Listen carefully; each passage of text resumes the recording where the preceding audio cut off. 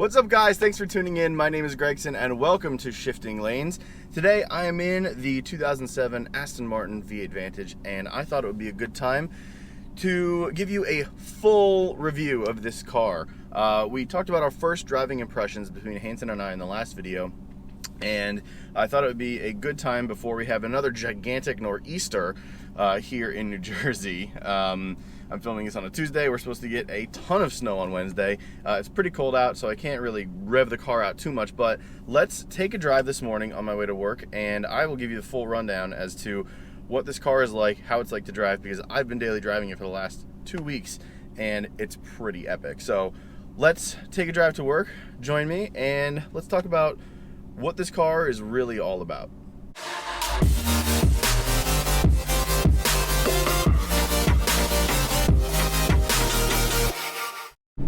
What we're driving here is a 2007 Aston Martin V8 Vantage.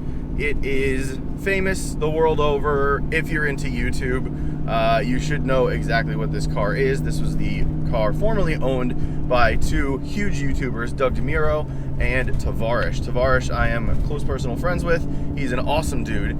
And Doug I've reached out to and talked to a few times and seems super, super awesome. So both of those guys I know now, and I'm positive that they took very good care of this car. It's documented in their videos in the last 2.5-3 years.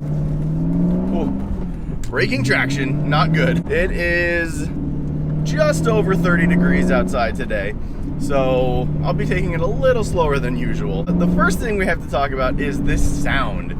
The sound in this car is utterly fantastic and epic, because this has a 4.3 liter V8, and because it has that 4.3 liter V8 sound, you get this really nice rumble originally from when this car was just an OEM stock car. But as I've said in previous videos, there's a Fabspeed X-Pipe exhaust on this thing, and if you drop it 2 gears and do that, it sounds ridiculous in the best way imaginable.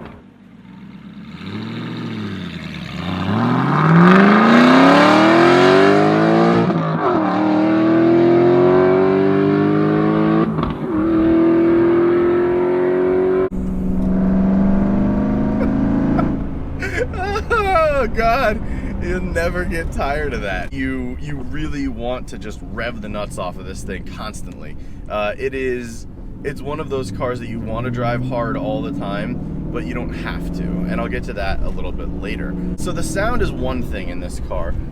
The handling is another. It is lightning quick, and that is because, well, it's an Aston Martin, but it's also because there is a BC Racing coilover suspension setup in this car that Tavarish put into it. Tim, what are the spring rates for the front and rear for this car? So what we ended up settling on was a 10 kilogram front and a 6 kilogram rear rate with a linear piston in our damper. So we found that the OEM setup was a little bit harsher at low speeds, you know, small undulations in the road, going over transitions between driveways and streets and stuff like that. The car felt really harsh, you know? Yeah. So we went with a linear piston, and I'd say we're probably in between 10 and 15% stiffer than OEM springs on the spring rate. So it's a little bit, it is sharper than normal. He and I spoke with it at length, and he had said the ride quality in this car was increased about 10 to 20% because of that coilover suspension, and the handling has increased about 20 to 30% putting a coilover suspension like that on. It's very direct. There's a tiny bit of play in the steering wheel before you really get to the grabby part of it, but when you get to where the suspension and the rack really kind of kick in, you are getting ridiculous handling. It's very sports car and supercar like, where you make very small movements and you just go. It's crazy direct after about maybe a quarter to a half an inch of play. That seems like a lot of play, and it is. So I think some new bushings or steering rack linkages, I'm not sure what I have to do, but I would like to get that fixed and get it more on point and on center. The rest of this car is, I've detailed it in other videos, the rest of the car is in really good shape, but the the car itself is 11 years old, and I wanted to kind of give you the idea of what it's like to daily drive this thing, because you know, if this thing was $36,000, it's this or an Accord or a Toyota Camry, brand new. So you can, if you're an enthusiast, you could pick one of these up if it's in good working conditions for under 40 grand and just have basically the time of your life. So what is it like to daily drive? It's pretty damn good, I gotta say. This one's a little bit different, but because of the BC Racing coilover suspension, it's lowered. I'm going to raise it. It's a little bit scrapey because of that suspension. So because it's lowered and New Jersey roads aren't great and there's a lot of undulations and I live on a mountain, it scrapes on a lot of different things. I back it out of my garage, the plastic under tray scrapes. I back it out of my driveway, the under tray scrapes. I go over a speed bump, the under tray scrapes. I hit a pothole, the under tray scrapes. And then there's a plastic piece on the actual front bumper that hasn't scraped yet, but I'm sure it will if I hit the right bump. So I want to get it raised. If this thing was at OEM height, this thing is a perfectly capable daily driver. Even now, it's honestly a perfectly capable daily driver because I've been driving it around at this level and this ride height, and I haven't had too much issue with it, to be honest with you. Only in a few places has it really scraped. I'm very careful. I angle into things. So on ground clearance alone, you're definitely getting something that you can daily drive. The handling itself is super sharp and it's very fun. It is a little twitchy, but again, this is a sports car and that is to be expected. If you're looking for a floaty kind of ride, then you're not looking in the right place. You can definitely use this as a Grand Tour, but it's more towards the sports car realm. We're gonna turn in to our first stop of the morning, and then we are going to talk about the next thing about this car, which is the practicality of it. Oh my God. How am I driving this?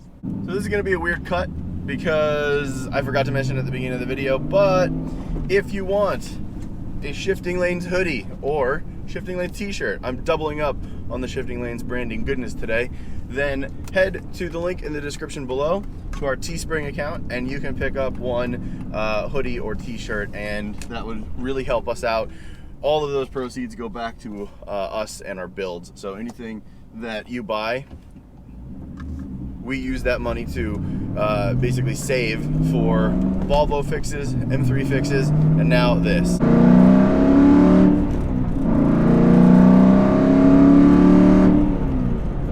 Oh my God!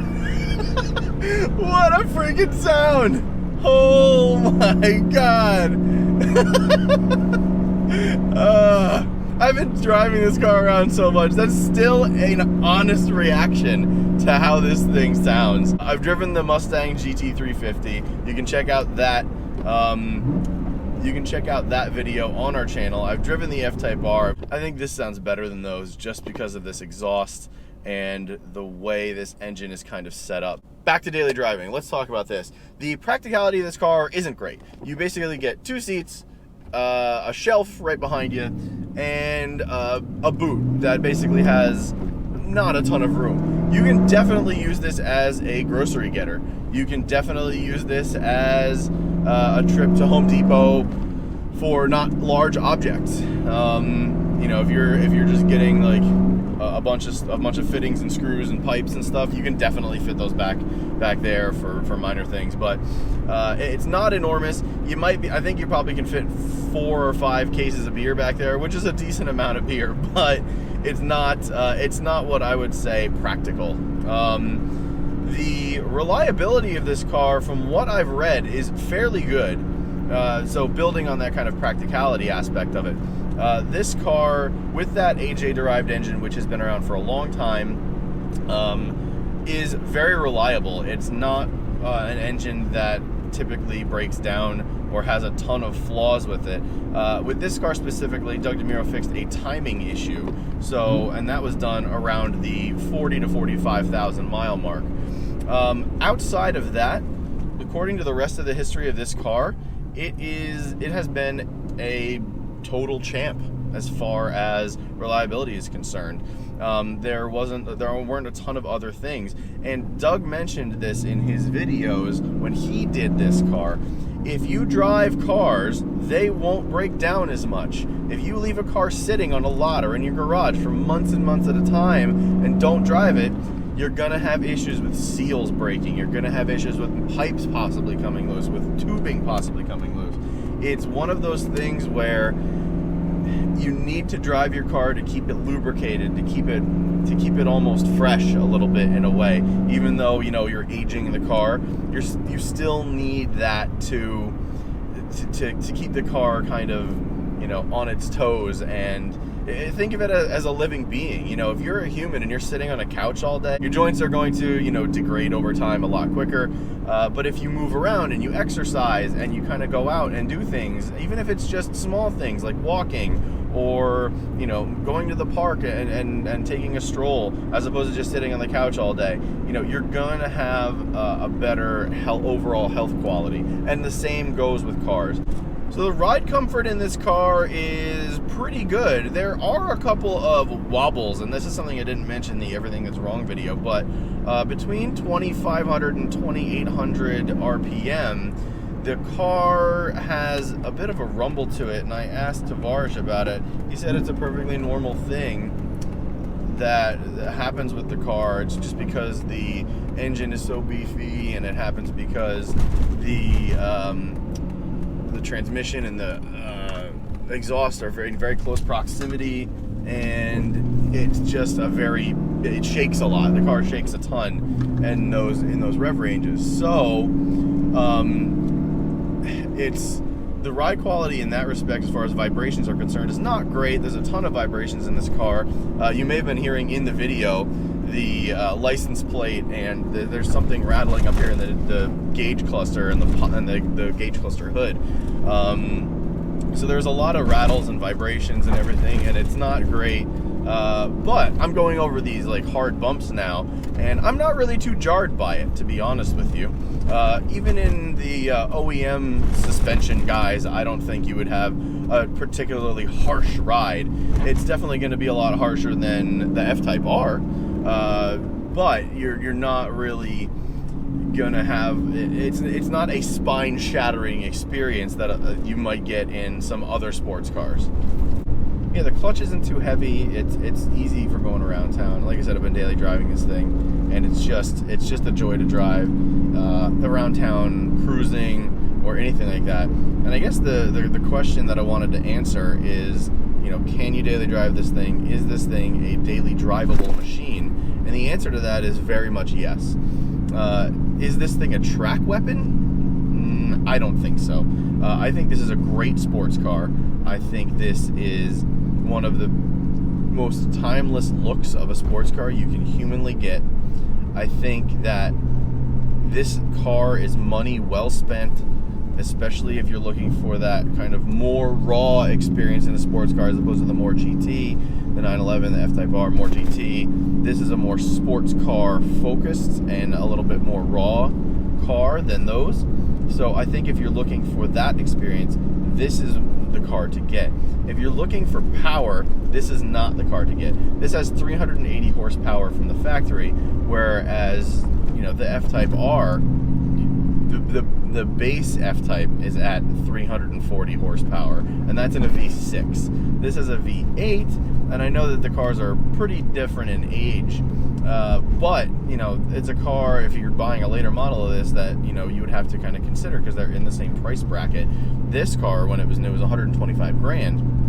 An F-Type R fully loaded these days, you're getting 130, 140, and if you go up to the SVR, you're getting into the 140, 150 range with that car. And you can do the same thing with the V8 Vantage as it stands today, before the new model was announced. And I don't believe they've talked about the price of the new model, the 2019 yet, but if you go out and buy a first gen V8 Vantage, then you're gonna look in the 125 to 130 range, possibly even 140, 150. So they're in the same ballpark.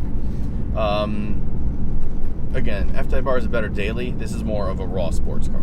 I think that if you're going for the sports car, you need to get this over the F-Type. And that's saying a lot because I'm a huge Jaguar fanboy and I love F-Types and I want to own one day. But yeah, this is a better car if you're looking for more of a sports car. Overpass time. Here we go.